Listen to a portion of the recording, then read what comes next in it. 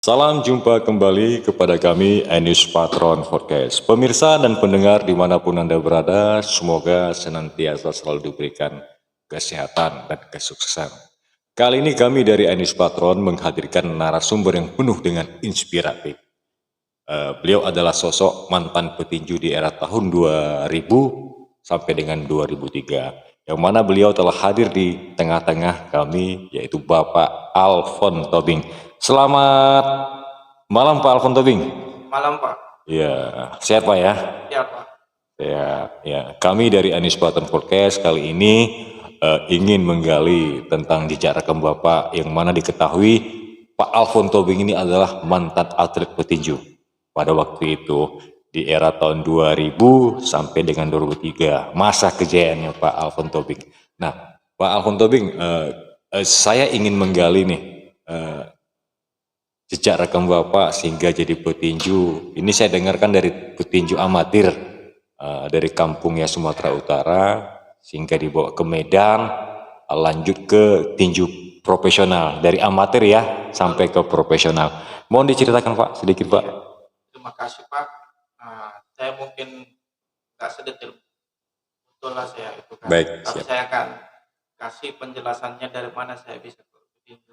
Baik. Waktu saya memang masih kecil itu ya dikatakan bandel ya juga.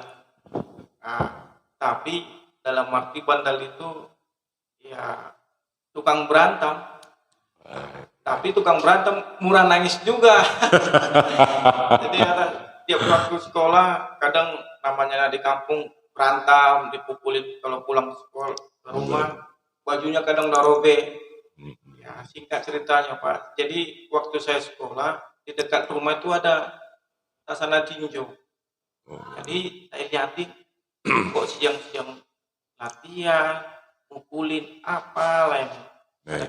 Jadi saya lihat-lihat lah Pak, kok tiap pagi latihan, mukuli. Pas saya sekolah, pergi saya, aku lihat, oh enak kali lah orang mukul-mukul. Jadi, tapi sampai sebatas itu aja Pak. Jadi waktu itu karena saya sering juga dibully dalam arti, ya namanya kita anak kampung nggak dibully macam sekarang kan Pak, cuma dibully ngomong-ngomong gitu aja. Memang dasarnya saya pendek dulu gemuk. Jadi saya ikut lihat-lihat, baru saya bilang, kau ngapain lihat-lihat mau tinju katanya waktu itu ada pelatihnya. Enggak lah, pulang cuma lihatnya. Terus ada enggak jelang seminggu lagi, saya dipukulin orang Pak. Ada di situ satu kelas juga, abang adik orang itu berdua. Jadi saya pukul adiknya, abangnya bantunya dipukulin saya. Jadi dikeroyok pada waktu itu ya? Dikeroyok saya, nangis saya. Kalau di kampung dulu Pak, kalau nakal takut sama orang tua ngadu, malah kita yang dipukul. Betul ya. Jadi, tunggu kamu. Jadi besoknya saya ikutlah, aku bilang latihan tinju sama bapak pelatihnya ini. Iya. Enggak takut kamu itu petinju kata. Enggak lah Pak, pulang ikut aja lah. Oke lah. Tapi tiap hari saya disuruh ngelap sarung tinjunya aja Pak saya. Jadi orang itu udah siap tinju, saya ngelap. Jadi asistennya, asisten ngelap apa ya? Bukan Pak, suruh ngelap aja. Oh, suruh ngelap ya. Lap dulu sarung tinju itu katanya. Saya lapin lah Pak. Aku lihat, Pak latihlah saya. Ya udahlah. Nah, ikutlah katanya. Latihan saya Pak. Singkat ceritanya, dibikinlah saya ada event waktu itu antar pelajar. Saya waktu itu di kampung di Tarutu. Habis itu saya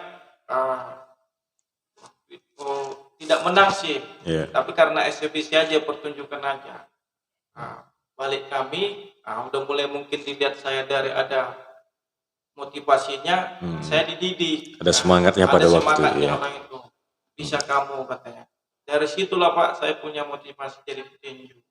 Itu dari langsung ke amatir ya lu ya? Amatir ya. Jadi saya udah event main lagi di kampung waktu di Tarujung itu, karena dulu kan Pak nggak zaman kayak sekarang ada HP. Ya dulu kan zaman dulu paling ya terbit televisi sama koran ya. Iya. Belum ada digital, handphone Anda nggak Belum ada. Iya, Jadi aku iya. bilang sama pelatih saya ini, saya pengen itu lagi lah, tanding, pengen maju lagi. Oke lah, kamu kalau pengen lagi, silahkan katanya. Jadi tamat saya SMP, langsung saya main ke Medan, Pak. Medan Kota ya. Iya, Berarti Medan Kota. dari Tarutung ke Medan Kota. Iya, Iya. jadi saya ke Medan. Nah, itu waktu itu langsung saya masuk ke Sasana Raja Wali, punya Ulu Pangkabea. Oh, sasananya Raja Wali juga namanya Iya, pada waktu itu. waktu itu Raja Wali. Nah, disitulah aku lihat udah banyak petinju-petinju tenang. Tapi saya masih amatir dulu, Pak. Walaupun orang itu udah ada di Raja Wali ini kan ada petinju profesional, udah ada Baik. mantan-mantan senior saya di Bulu Tagalung, Baik. Yasir Siagian, banyaklah petinju-petinju yang terkenal. Jadi Bapak Olo ini dibikinlah satu camp atlet semua, dididik lah di Dididik situ, itu, Pak. baik. Iya. Singkat ceritanya, saya sampai saya keluar dari situ, Pak, waktu itu. Artinya pada waktu itu setelah dari amatir keluar Saya dari Sasana Tinju itu ya. Raja Wali itu. Lanjut Pindah ke Sasana Beruang Putih. Beruang Putih. Itulah namanya Herman Puyut. Pelatihnya Pelatih saya. pada waktu itu ya. Pada waktu itu. Jadi Herman Puyut ini saya dididik lah sebisa mungkin. Sampai saya udah mulai makin punya nama. Sampai saya disparingin sama petinju-petinju profesional. Tapi karena dengan keadaan ibaratnya keuangan, baik. ya karena sponsor kurang juga, dibilang carilah yang lebih bagus lagi, lobbying katanya. Iya. Jadi bilang oke lah, tapi saya enggak, karena dia didik saya dari nol, dari sampai bisa, Pak. Aku bilang kenapa sampai kayak gitu? Enggak lah, nggak bisa lagi saya. Baik. Oke, Pak, habis itu udah adalah, aku bilang waktu itu ada petinju juga, mantan petinju amatiran juga, waktu orde Bapak ini si David Huta Barat. David Huta Barat ya. Iya, sama Lamot Simamora. Jadi saya bilang, Bang, saya pengen berkarir lagi. Mau kamu? Kata iya. Saya akan bawa kamu ke Jakarta. Tapi dengan arti kamu harus sungguh-sungguh latihannya dulu. Kau bikin prestasimu, katanya. Nah, singkat ceritanya, Pak, 2 minggu lagi saya akan dibawa ke Jakarta. Udah mau dibawa ini. Dari Medan tadi dari bawa, iya, ke Jakarta. Dibawa ke Jakarta. Iya. Jadi saya nggak tahu apa mana Jakarta ini, Pak. Jadi langsung saya ditelepon. Kalau di benak saya Jakarta, ini rupanya Jakarta, Monasnya gimana nih? Udah di situ, Pak, bayangan kita. Jadi bilangnya, udah siap kan topeng bajumu? Udah. Hari ini kamu berangkat, katanya. Besok paginya saya langsung berangkat ke Jakarta, Pak. Hari Minggu waktu itu, aku ingat betul. Sampainya di Jakarta. Iya, saya pesawat, kalau ingat, Buruk pesawatnya. Pada Buruk ya. Iya, Buruk. Pada waktu itu ya. Jadi kasihnya ini tiketnya, pokoknya nanti kamu udah sampai. Jadi singkat ceritanya, Pak, sampailah saya di Jakarta. Di bandara? Di bandara. Iya. Ya namanya orang kampung, Pak. Pertama kali lihat Jakarta. Mana Jakarta ini? Saya lihat bingung. Jadi duduklah kami ada 2 jam di situ, Pak. Yang nunggu ini nggak kenal saya pun nggak kenal dia. Pelongo-pelongo lah cari kiri kanan. Iya. Apalagi dulu nggak ada namanya handphone ya. Iya. Bingung gitu. Jadi saya ditanya, kamu petinju yang Medan itu ya? Ya, Pak, saya udah lama nunggu kamu. Saya pun lama juga nunggu. Oh, Bapak, ya udahlah, ayolah. Saya dibawa, Pak. Jauh. Lama kali Jakarta ini. Macet, Pak, lama setengah mampus. Jadi udah sampai kita, katanya. Itu dibawa ke, saya potong dulu. Itu dibawa ke mana itu? Ke Rawamangun. Tempat Sasana juga. Tempat Sasana.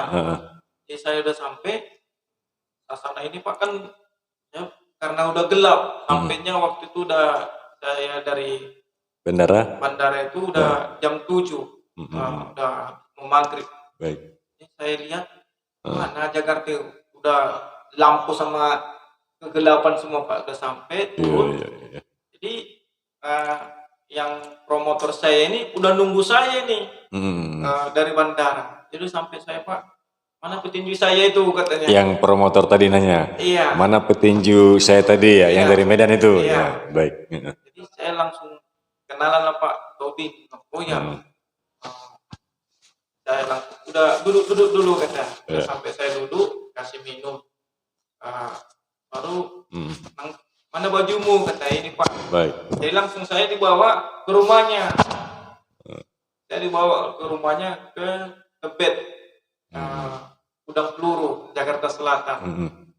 Saya lihat karena udah situasi gelap, langsung saya suruh mandi. Dibilang inilah Jakarta. Ya, tidurlah kamu dulu katanya. Udah saya tidur Pak. Pagi-pagi kan saya bangun. Berbangun ya. Udah baru bangun, saya lihat ya namanya dari kampung sana Pak, belum pernah lihat rumah. Iya. Oh ini. Jadi saya keluar dari rumahnya itu Pak. Baik. Saya dibilang gudang peluru. Apa gudang mana gudang peluru di sini? Karena di arti saya gudang peluru itu tempat senjata. Rupanya perumahannya gudang peluru. Nama perumahannya pada waktu itu gudang peluru. Iya. Jadi saya bilang, oh ini perumahannya. Iya. Udah makan katanya. Jadi besok langsung dibawa saya ke tempat sasana. Jadi saya dibilang inilah Jakarta. Kaget saya Pak, langsung saya lihatlah mata-mata petinju-petinju yang hebat. Saya cuma lihat di koran aja sama di TV. Saya langsung lihat waktu itu petinju-petinjunya Pancasilaban, Aswin Cabui, mantan-mantan juara PABA dulu, Elvin Marbun, banyaklah petinju yang udah terkenal. Saya anak baru. Iya, anak baru. Jadi bingung nih. Bingung nih, grogi. Ya, grogi ya. Banyak lagi yang Flores sama Ambon. Petinjunya ya. Langsung mana petinju Medan itu katanya. Ya saya namanya mungkin mental biar down. Nah ini Pak. Jadi salaman lah. Salaman ya. Perkenalan ya. Perkenalan dulu. Baik, ya. Jadi pelatihnya datang waktu itu Pak Theo orang Manado. Kamu tuh Bing, iya. Saya yang latih kamu ya katanya. Saya dilatih lah itu Pak. Jadi anaknya ini sama bapaknya ini sama-sama ingin ngerebut saya. Oh ini petinju Medan dari saya nih. Karena yang anaknya pun suka tinju juga.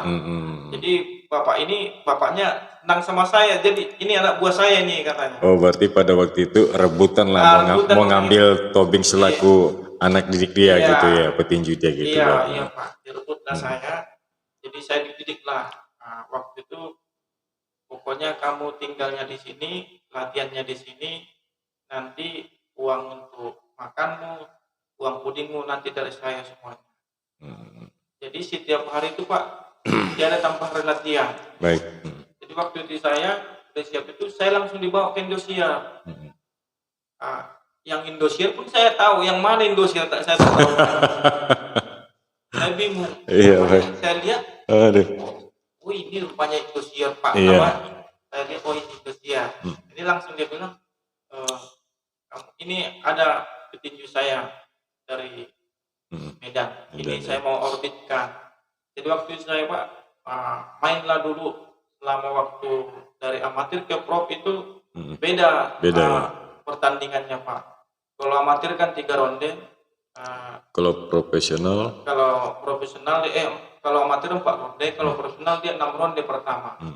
Itu pun 3 menit. Pada waktu itu Pak ya? Iya, jadi waktu itu saya dimainkan pertama kali itu saya naik ring masih grogi, saya kalah waktu itu. Saya dimainkan di Indosiar pertama kali nginjak Indosiar, off air saya kalangka.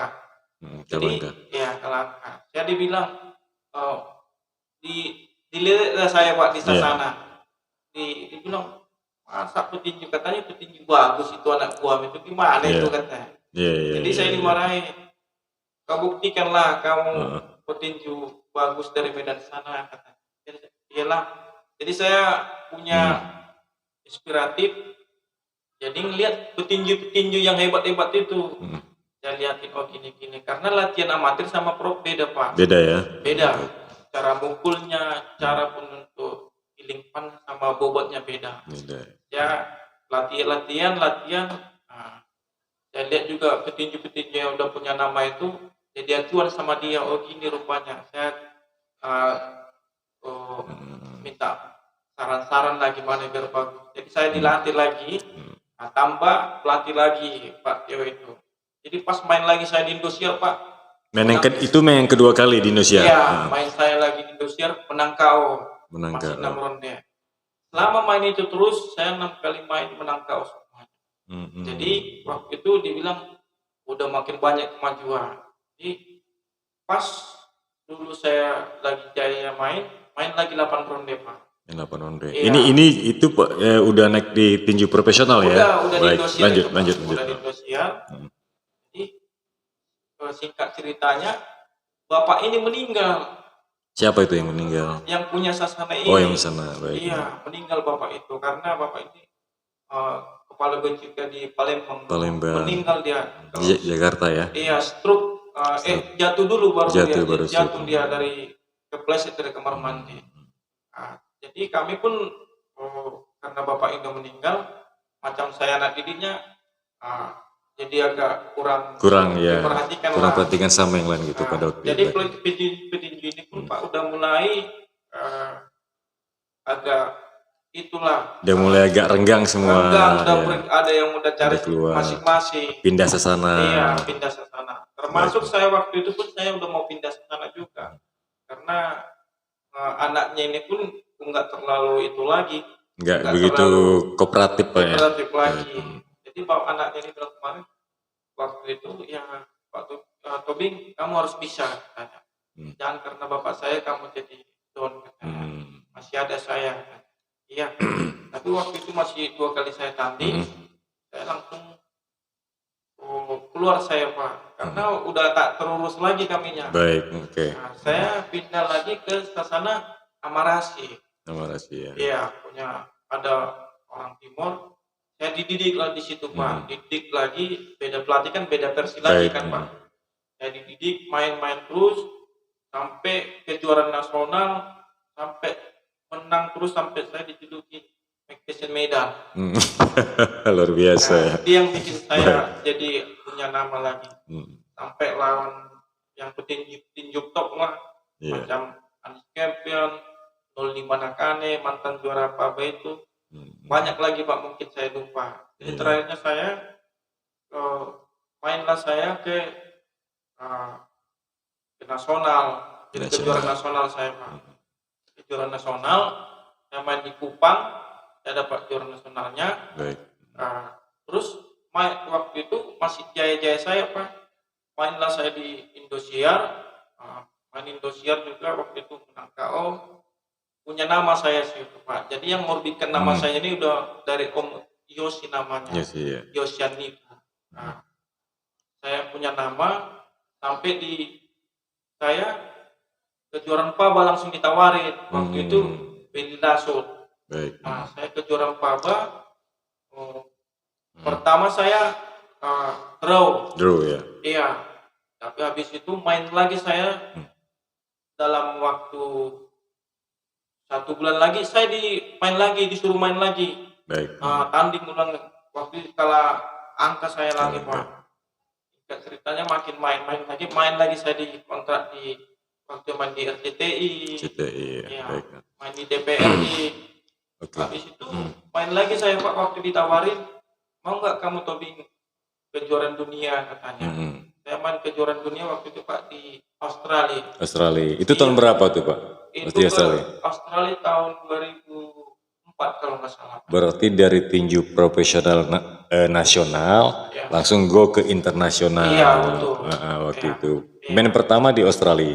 Pertama saya di Thailand Pak mainnya. Thailand. Iya Thailand, baru main lagi ke Thailand. Ke Australia. Dari Thailand ke Australia. Iya betul. 2 kali di Thailand Pak. Baru ke Australia. Oh 2 kali main di Thailand. Iya. Terakhir di Australia. Iya. Ini sangat luar biasa nih Pak Alfon Tobing ya.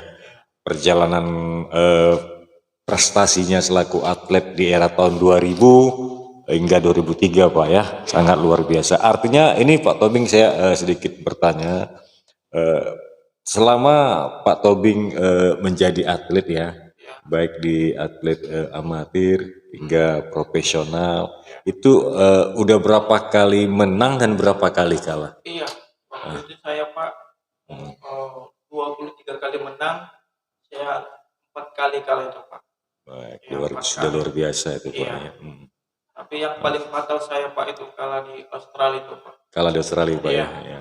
Tapi itu udah luar biasa itu. Iya. Seorang petinju nasional sudah yang dari kampung ya sudah go internasional artinya dari ke Australia ya.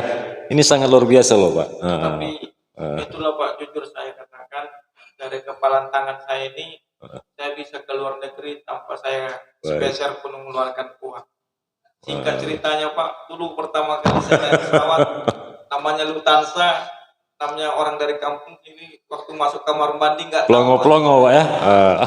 mau maaf cakap Baik. mau buang air kecil di mana mau itu, rupanya semua Pak nggak ada air, pakai tisu basah. Waduh. Cari mana ini cari. Baik ya. Itu kenangan itu Pak, nggak bisa saya lupakan itu. Aduh, oke Pak Tobing ataupun Pak Alfon Tobing ya, ini sangat luar biasa atas penyampaian terkait artinya kisah masa lalu dulu selaku petinju ya di era tahun 2000 sampai 2003 dari amatiran sampai ke nasional ya, ke Jakarta menjadi petinju profesional, lanjut go internasional, ini sangat luar biasa. Nah artinya ini ya sangat bangga artinya ya. Saya juga sangat bangga dari podcast Anies Patron yang mana Bapak sudah hadir di tengah-tengah studio kami. Ini sedikit menggali. Ini Pak Tobing ini sabuk Pak ya. Iya. Ini sabuknya ini menang di mana nih Pak? Itu di Indosiar. Di Indosiar Pak. Di tahun? Kalau nggak salah 2003 akhir itu. Juga akhir ya, baik. Ini pada waktu lawan siapa nih Pak? Saya lawannya waktu itu udah lupa saya Pak. Orang Kupang Pak. Orang Kupang Iya. waktu itu ya. Iya. Kalau nggak salah di Kimau. Di Kimau ya. Kimau, Oh ya ya. pernah dengar sih dulu di Di Kimau Kimau, ya. ya. Di Kimau ya baik. Jadi waktu itu pelatih saya orang Timur, dia orang Timur. Tapi saya salut sama dia. Walaupun dia sama Timur, ya profesional melatihnya. Dia bilang ya, di atas ring kita nggak ada keluarga, di bawah ring baru kita keluarga kan. Wah luar biasa. Jadi jiwa sportivitasnya saya sangat salut sama dia. Tapi itulah namanya seorang petarung, di atas ring itu kita nggak ada pandang bulu. Baik. Baru di bawah ring kita baru pun keluarga. Baik, baik luar biasa nih. Ini sangat menginspiratif untuk anak-anak muda yang mana saat ini mungkin olahraga boxing ya khususnya di Karimun masih minim ya. Artinya ya semoga tayangan ini juga bisa menjadi motivasi ya buat anak-anak yang hobi dengan olahraga fighter khususnya tinju. Nah ini sangat luar biasa. Pak Alfon Tobing ini saya bertanya, saat ini Pak Alfon Tobing ini kan lagi melatih atlet-atlet nih Pak di Karimun. Nah jadi motivasi Bapak untuk melatih anak-anak Karimun ini seperti apa Pak, bisa dijelaskan? Oh iya, saya akan jelaskan sedikit Pak. Baik. Kalau saya dari pribadi Pak, saya sangat bangga jadi warga Karimun. Baik.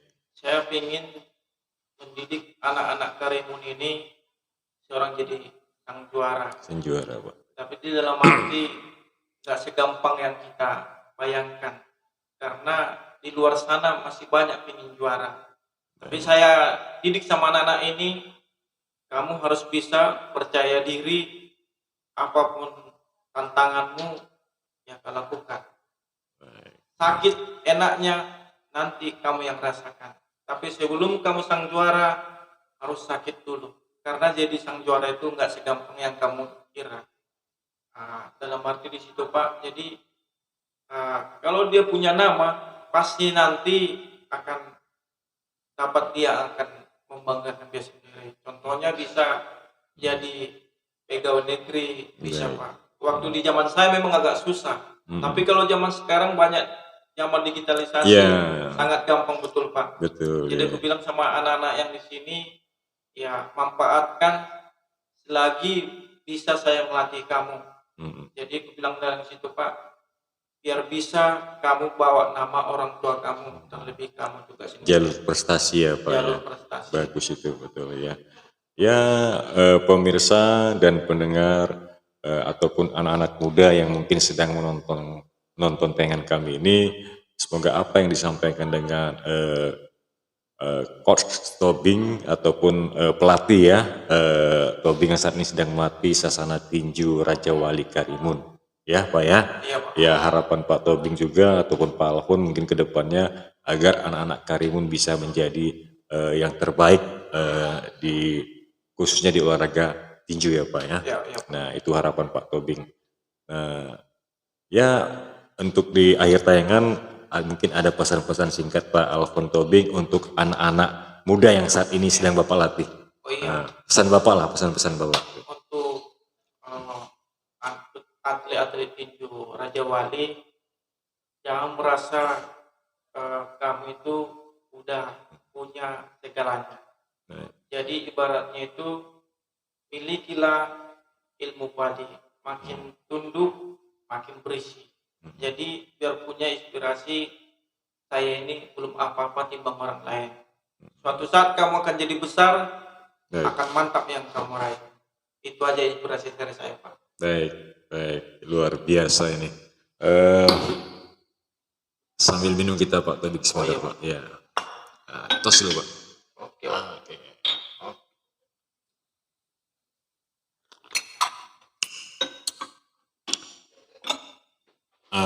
Pemirsa dan pendengar di tayangan kali ini mungkin menjadi inspiratif bagi anak-anak muda khususnya anak-anak Karimun yang sedang berlatih di olahraga tinju ataupun boxing.